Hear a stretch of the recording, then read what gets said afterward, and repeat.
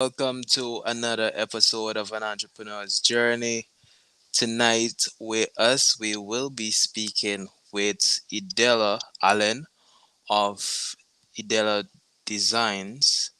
All right, but tonight, just want to start by shouting out our sponsor, J Couture, specialize in crochet bags. All right, so from time to time, we will have our sponsors displayed and we'll be shouting them out so that everybody can inquire about their business or find out about their products, on their social media and so forth. All right. So I just want to say thanks to them for sponsoring this episode of An Entrepreneur's Journey. Idel, how are you doing? I am great, thanks. A little bit tired preparing for Prime, but I am good. All right. Great. Great. Tell us a bit about yourself and about your business. Okay, so for those of you who don't know me, I am Edella. I work full time. I also have two other businesses that I manage. One with my fiance, which is Classic Boutique, which is what everyone would know. And then I also have Empress D, where I do brand promotion on social media. So everything. So Facebook, YouTube, Instagram, and TikTok. But we're here tonight to talk about Edella Designs, and that's where I create or hand make local accessories for the most part. So like bags, necklaces, sets, um, earrings, you know, stuff that dress up your outfit. And that's cultural as well. So I kind of focus on our local, which is Madras, and then our Afro Caribbean culture as well, which would incorporate Ankara and Kente fabric. Nice, nice. Sounds good. Sounds very interested, and I like the whole African vibes because I'm an African man, as you know. So, how did you come up with the idea to start this business? So to be honest, I if I go back, it was more of a hobby. So I started making earrings at first, and then I graduated to covering like my shoes and like some necklaces and stuff like that. So I didn't actually start making from scratch yet. Then I had a lot of inquiries, where did you get that? So I thought, you know what, let's turn it into a business. So this is that, and I did have a lot of customers, and I still do have like my very dedicated and loyal customers, which I Yeah. appreciate. Um, but in I've kind of switched it up now to where I'm only doing by orders. So I make stuff to put in Classic Boutique, and then I'm only doing specialized orders at the moment, but that will change going forward. Okay. Sounds good. And I really like to hear when people start doing business based on something that they actually like. They probably start doing. They were doing for themselves before they start, selling and so forth. Because I think one of the things is that it would always be interesting to them, and it would take nothing from them to keep on creating, and Exactly. increasing their. Yeah, so that's really cool. My next question would have been, how did you come up with that name? But the name says it all. I mean, It's it Idela does, Design. but I mean, it does, to be honest. So why But did so my sister sews in the yeah? UK, so that's Barisa. She has Barisa Designs, but Oh, she sold clothing, so she's a seamstress. So I just thought, since I'm making accessories and stuff, I'm gonna just go with Edella Designs because I mean, my name's in there. I put my name out so everybody knows who I am, and it's things that I create, hmm so it's my design. So it was a simple name, but it was inspired by my sister, to be honest. hmm Okay, that's really good. Probably one of these days, I could probably get your sister on the show as well. Since she's a seamstress. The thing that I like about the using your name as a like a part of your business name is that it kind of personalize things, Mhm. and like when people hear Idela Design, more than likely they could put a face to the business. One of the Exactly. things that yeah, one of the things that most entrepreneurs face is that sometimes we're on social media and we're so powerful behind our smartphones, and nobody actually know who's behind the business. All right, like Yeah. for my business, for one, like I have my business, but I don't really have up like a photo of myself. So like Mm. if I just keep posting, nobody might know who behind the camera and so forth. So I tend to try post behind the scenes so at least persons could see me. But I like the fact that you name your business Yeah, after but you. then a way you can get around that as well is doing like a meet the CEO sort of post and just Yeah, put stuff about you, stuff about your business underneath it, which I am actually thinking about doing. Because that's yeah, for me as well. I don't think there's anything on my Edella design page that actually has like me, like this is who makes it, although my name is there. yeah, And everybody can Facebook and find out. But yeah, it's yeah. something that will get you out there as well. That would be really cool. Definitely a good idea. So, how did you start raising funds to fund your business?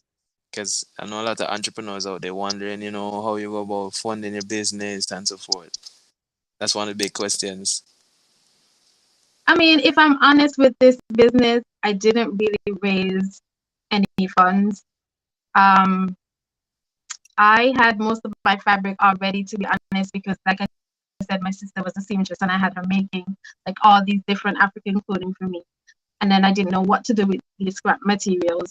So I just used those. But I mean, what I would say is there's things that you can get your hands on. There's grants from the government. There's business loans that you can get from the bank. I didn't get a business loan for this. I actually didn't get a business loan for any of my businesses, to be honest. So Mm. what I did was I made a plan in my head.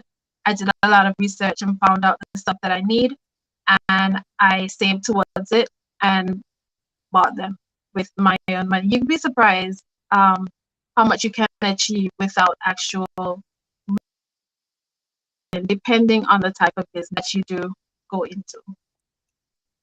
Yeah, that's really cool because I like the fact that you mentioned that you didn't really raise funds to say, because a lot of persons they want to start a business and they haven't started a business because they're worried about money and so forth. I like you said that you did research as well. So I think Yeah. research is a very important part of starting a business because some people tend to be discouraged by the funds, but guess what? They never started to do their research to find out what they actually need or how Mm-hmm. much money they actually need to start their business. All they know is just I need plenty money or I need, some money to start and never do the research as Yeah. into how to start and so forth. So that's really good. And that's something that everybody could learn from. Definitely could take something from that. How did you get your first set of clients or customers for your business? I guess it was self promotion. So I try Mm, not to leave the house if I'm like going where there's a lot of people. I try yeah. not to leave the house without something that I've made on. Because if it's Uh, nice, somebody's gonna say to you, "Oh, where'd you?" say, "Oh, I make this. I can make you one, and this is what it would cost, or whatever the case may be." So it was mostly self promotion.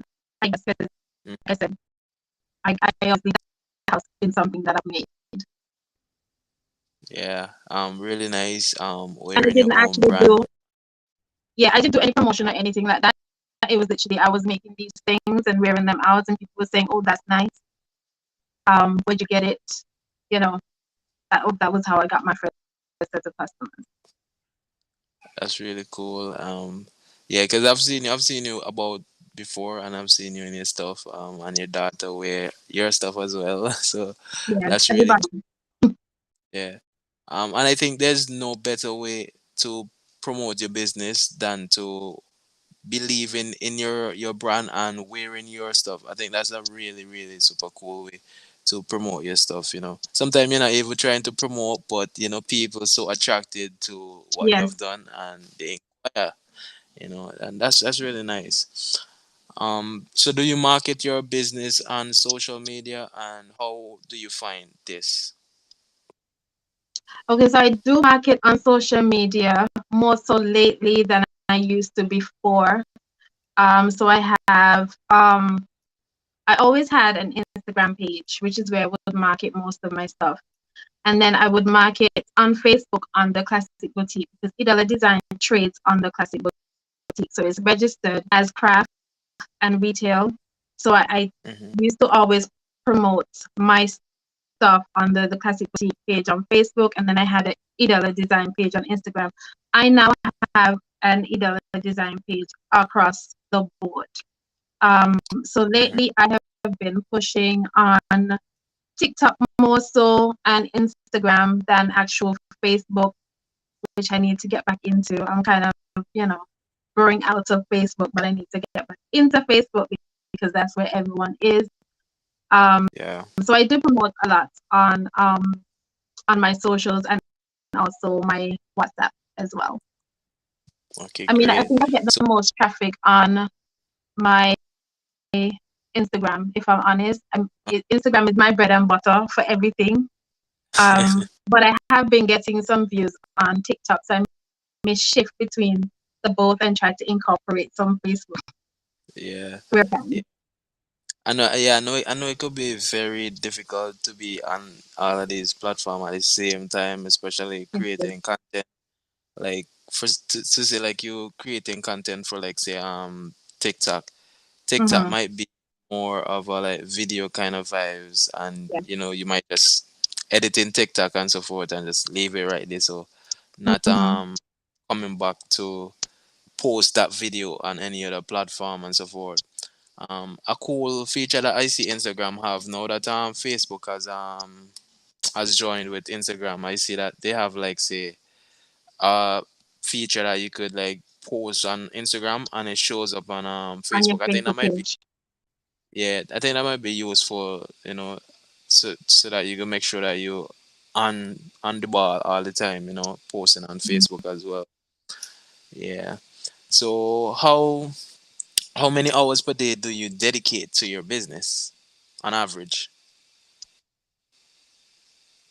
On average, probably 8, 9, maybe sometimes 10.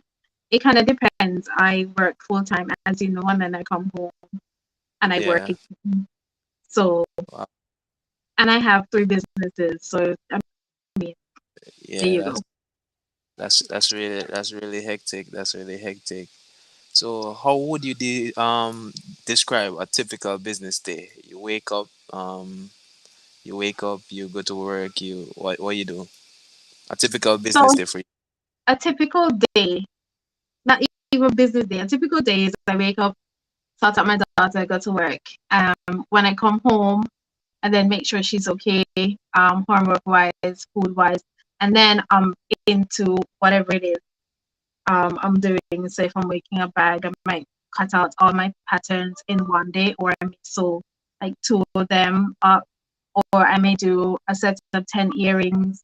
It depends. And then I also need to think about my other businesses as well. So I need to work out how I'm going to spread my time now in the night to do all these things. So I hardly sleep. I'm a night person. So I'm not a Yeah. morning person at all. But I try to get everything done. And then mostly on the weekends as well is where I do most of my work. Wow. Okay, great. But it's not About what? stop, Yeah, but we'll non-stop. get there. We'll find Yeah. balance one day. About what time do you go to bed? 2 o'clock. 2 o'clock. Okay. That's really strong of you because I don't know. I mean, knowing that I have a whole day before me again, I tend to go to sleep latest about say 11, 12. So that's really strong Mm. of you. How does being an entrepreneur affects your family life and your social life? I mean, okay, one, I don't really have a social life, so it doesn't affect it at all. Yeah. But in regards to my family life, I don't think it does in a sense because what you need really is support. So if you have a partner who is supportive of what you do, it's not a problem. If you don't, it's going to be you're neglecting that person. Whereas if that person was supportive and probably help you or spend time with you, doing whatever it is that you're doing, it doesn't really matter. And I don't feel like it affects my personal life in a sense, except for like now where I'm preparing for prime. So I'm not Mm. going to sleep until 2 o'clock in the morning, then yes, it's different. But on a normal day, it's not 2 o'clock every day. Yeah. Yeah, that's really cool. Can you tell us a bit about Prime? Because you mentioned Prime this second time I think you mentioned it. Can you tell our viewers who do not know about Prime, what is Prime and what to expect from Edella Designs without giving away too much? Prime is an expo for locally made stuff. I want to say craft, but it's not only craft, it's everything. So anything that's Yeah. produced in Montserrat is will be on display for people to purchase or inquire or admire or window shop, as we say. Mhm. So I will be at Prime on Saturday and Sunday. I will be selling bags, necklace, earring, and bangle sets. And I do, I know it sounds like simple, but I do very elaborate things as well. So I'd like have Mhm. a necklace with like loads of flowers dropping down or something. And Yeah. then I have some shoes as well in Madras and the African fabric. And I have some kids like bibs and headbands and stuff like that. So it's a lot of things. I'm trying not to overdo Yeah. my table and have it because every year it looks very cluttered, but I've tried to minimize the amount of stuff. I'm trying to make sure that it looks not as cluttered this year Mhm. because I normally overdo. I also have like covered books as well and some coin presses and things like that. So yeah, it's been a hectic, I guess, 2 weeks because I had to wait on my stuff to come. So I've been making nonstop for Yeah. 2 weeks Yeah. because shipping got delayed a few times. So Mhm. yeah, That's really cool. I'm interested in the cover books. Is it covered with paper or? no, it's covered with fabric. So madras and also the African fabric. Um, yeah, and some coin presses the same. Okay, that's interesting because it's the first time I've heard that, so I definitely would like to see it. So I'm gonna come to Prime and check it out. Yeah, I did some books last year, and those were the ones that went first. Like the books went first. Book went for Um, it. Okay, so I know I needed to, up the game on the books this year. good vibes, good vibes. I never went last year, but this time for sure I'll be there, and supporting the local businesses. All right, I know entrepreneurship could be very hard, like you say. You spend a lot of time creating stuff, planning your work and so forth, and you have three business at that. What keeps you motivated on your journey as an entrepreneur? Would say some more. I know it sounds a bit corny, but I would say my daughter because I'm trying to make a better future for her. So when I get Yeah. discouraged, I do think about, what I'm going to leave for her as a legacy. Hmm. And that is what keeps me motivated and keeps me going. And also, it doesn't it doesn't take a lot out of me to be motivated. Maybe for classic boutique it does, but not for like this because I love creating things. I love working with my hand, and also Yeah. I do love makeup even though I don't have none. So it's nothing for me to sit for an hour, 2 hours to do beat my face, or it's nothing for me to sit down for a whole day and make stuff. Hmm. But if I'm sitting up at a shop, not really, doing inventory is not really, that I may need motivation for, but not this. So I Yeah. can do and be self motivated. Yeah, that's really cool. And I like the fact that you mentioned that your daughter is your motivation, because a lot of people tend to do not have a big why that motivates them, or sometimes what happens is that somebody might be into business, right? And money might be their only motivation, which I think is not a good thing.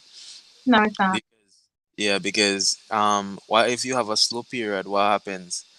Would you be demotivated and not producing anything or creating anything, or increasing your creativity and so forth? So I think having a why is very, very important, and your why should be something bigger than money. At least when you make money, what would you do with the money? So maybe you want to travel, so then travel would be Mm. your why. So it need to be bigger than that. So that's really good that you're thinking that way. and your why is something big that would keep you going, setting leaving a legacy, leaving something for your daughter to grow with, right? And that's really cool. All right, so what has been your most satisfying moment in business? I mean, my most satisfying moments would always be seeing customers, clients in the things that I produce, if I'm Hmm. honest. Yeah. So every time I go somewhere, I always see somebody in something, either from classic boutique or something that I've made. Like literally every time I've gone somewhere, and that Yeah. makes me feel good because it's something that I've either sold or something that I've created, Hmm. and that would always be my best moments in business. Yeah. Um, for me too. I mean, it's like seeing customers with your product is really good. Also something that I take pleasure in is like customers' feedback after you serve them, and they give you some sort of feedback or something. It's a really good feeling, and even more greater feeling when you created certain stuff. Like you created that necklace, you Mm-hmm. created that earring and so forth. That's a really great feeling. So I definitely understand you. I definitely could relate to that. What has been your worst experience as an entrepreneur? To be honest, I haven't had many bad experiences, so I can't say that I have a worse experience, if I'm honest. Um, yeah, honestly. Not worst experience. Okay, I could share a worst experience. Okay. A worst experience for me would be like say maybe a photo shoot that we booked. Somebody booked. Then you show up for the shoot, and then you're there waiting for the person, thinking that the person coming. You wait a half an hour, then you wait an hour, and then the person never show up. That would be a worst experience. Yeah, it would. That yes, that would send me. Oh, I guess for me, I wouldn't say that it's the worst experience, but it's not something that I like. And it's the last minute orders. Like Yeah, you're going out tomorrow, and you're going to call me today to make you whatever it is. yeah, Or you want to give something, and you're calling me today or 2 days before, and this thing normally takes time for me to make. hmm, So that's something that I don't like. yeah, I like people to give me time and give me notice, because it's not just that I'm doing. I'm doing multiple other things. So yeah, mm-hmm. Question, right? So if somebody asked you to create something tomorrow, right? Because they have an event, would you charge them the same price as someone who would have placed an order a month in advance? no, I would Okay. not. Honestly, I would charge them more because you should have been prepared or given me enough time. So it's just like Amazon when you're paying for a rush order, you have to pay more because that Yeah. means I would have to stop doing whatever it is that I'm doing. So when Mm-hmm. I create my stuff, if I'm doing a personalized order, I Mm-hmm. charge an hourly rate because majority of the things that I make would take more than an hour to make unless you ask me to make an earring. So Yeah. I charge an hourly rate. So what I would do is I would add something onto my hourly rate that I normally charge because I'm rushing now to do your stuff when you could have given me time Mm-hmm. to create it. Yeah, I definitely agree with you. It's something that I try to implement. I think some people is not like for it, but literally, like say, if somebody books your service for tomorrow, it means that any plans that you would have had for tomorrow would have to be pushed back. So Right. I think that the business person or the entrepreneur, the person offering the service, should be compensated for that inconvenience Mm-hmm. in a sense. So I definitely support that, and it's something that I think that persons should actually take into consideration because let's say you're doing I'm just using a business other than the business that we have. If you're gonna order if you want like a cake for like a birthday, I don't think you should be waiting the day before the birthday to decide that you want a cake. I think You at least a probably month. will get it. Get a month or 2 weeks, at least 2, 3 weeks in Yeah, advance to do it. It's Yeah. not convenient because people have things doing and then they have to stop and rush. And then if you don't do it as well, they'll turn around and say, "Oh well, but now you shit again because I tried to do X, Y, and Z because whatever." It's not the fact that Yeah. you're trying to be liked, but it's the fact that you're trying to make your business grow and not create a bad reputation for yourself. Uh, So sometimes you pay yourself to do these things when really, if it was someone else, or if we were in a bigger country, they would have just told you no. yeah. I think I just fall into those trap a lot, because sometimes I don't know when to say no. I'm always the person who want to satisfy Mm, my clients, and not push them away like that, because sometimes some people do fall into certain situations. So, it's like you just wanna assist them this time, but then this time might turn into a next time and so yeah. forth. Yeah, so you just have to know when to draw the line and know when Mm. not to give in, right? So, what piece of advice would you give to an entrepreneur or someone who's considered starting a business? What piece of advice would you give to them? Um, the first thing you need to do, or first thing that you should consider is why you're doing this business. And it has to be something really good, something really strong, and something really valid. And don't start a business just to make money, like we discussed earlier. It has to be more to it. So for me, it was a passion that I turned into a business. With anything that I do, actually, it's passion that I turn into business.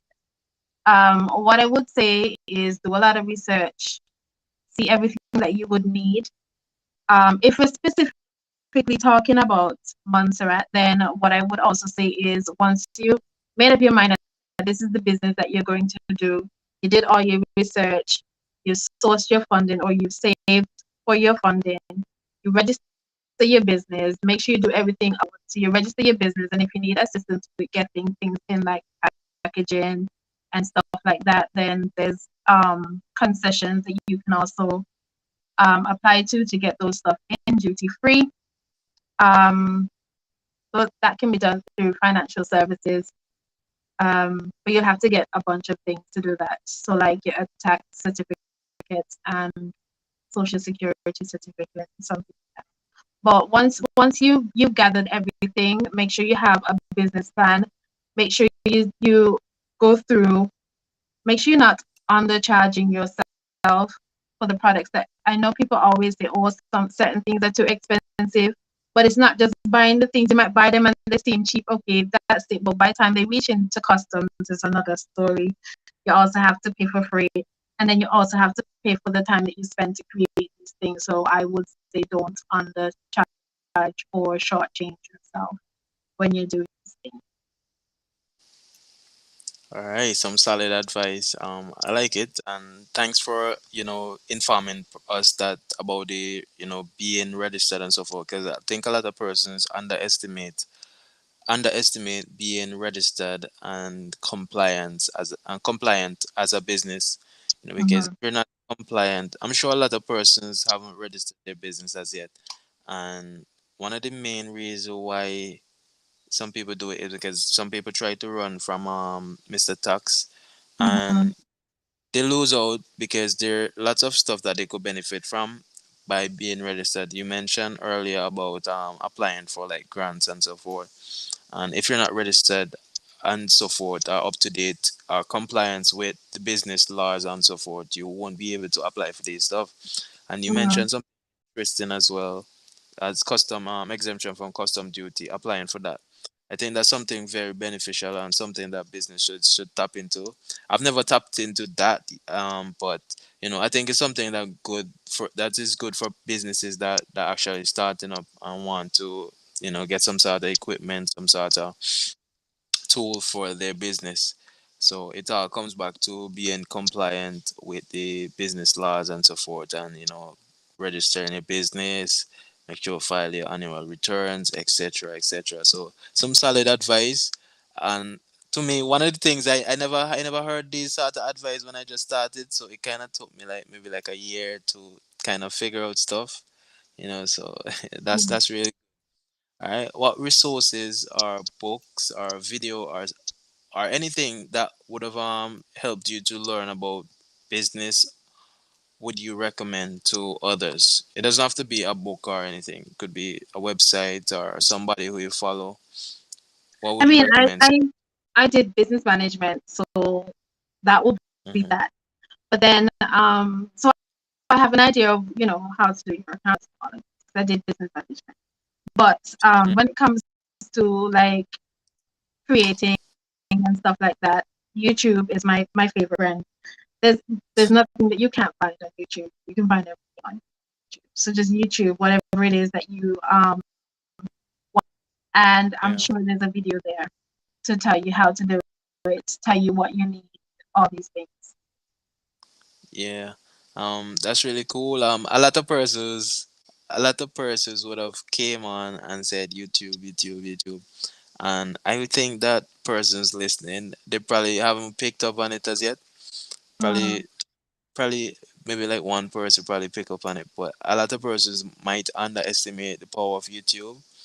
And one of the things that I find with YouTube is that persons are not afraid to teach you whatever they know. So like, for instance, if you're going into landscaping, somebody will be on YouTube teaching you the ins and outs of landscaping without hiding any secret. But it takes a lot of willpower and a lot of motivation for an individual to go, or interest for individual to go on YouTube and go through those landscaping video and learn about it. So that mm. passion is definitely needed. And I think a lot of person needs to do some self reflection if they're starting a business and see determine whether or not they're passionate about what they're about to do, you know. So thank you I for agree. thank you for recommending that resource. And YouTube will always be some site that I recommend always. All right. No, Prime is coming up. I'm not sure if you have any promotion for Prime or so. If you have any promotion or sale, anything that you want to mention, you could let us know about it. I don't necessarily have any promotions at the moment since all of my items are new. Mm-hmm. Um, so, but I did sign a form where I think they're giving like a 10% discount to the first 50 people if Mm-hmm. you come to Prime on Sunday. So Yeah. yeah, that's something that's there as a promotion for Prime. On Sunday you can get 10%, Oh, some or more depending on whatever whoever registered for. So yeah, if you don't come on Saturday, you can definitely come on Sunday. But what I would say is, if you come yeah. on Sunday, you're probably missing all the good stuff that's being sold on Saturday. Yeah. Yeah. Definitely. But I So do also offer like layaway services. So if there's something that someone's interested in and they don't have all of the money, they would need to deposit at 20%. I prefer 50, but I'm willing to take 20% to hold your mhm. items for a period of 4 weeks maximum. If it's not collected in 4 weeks maximum, you lose your deposit. Okay. I think that's fair. I think that's fair. I think that's fair. So everybody, if you're listening, make sure come on down to Prime and get that 10% discount because 10% goes a long way. All right. Yes. And support local.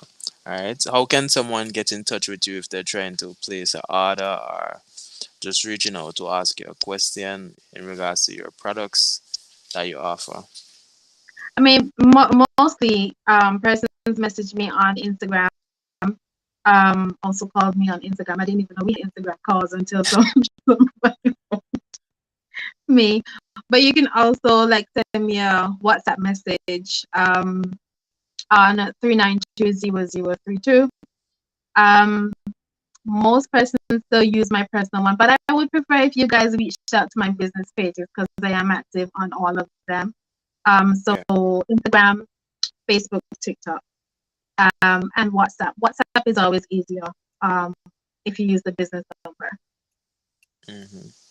All right, guys. So you heard how you can get in touch with Edella of Edella Designs. If you're interested in checking out the products, definitely jump on over to her Instagram page where you could view photos of her products and get in contact with her if you're interested in any of her products. Just want to shout out to our sponsor for tonight, Jacotor. Thanks for sponsoring.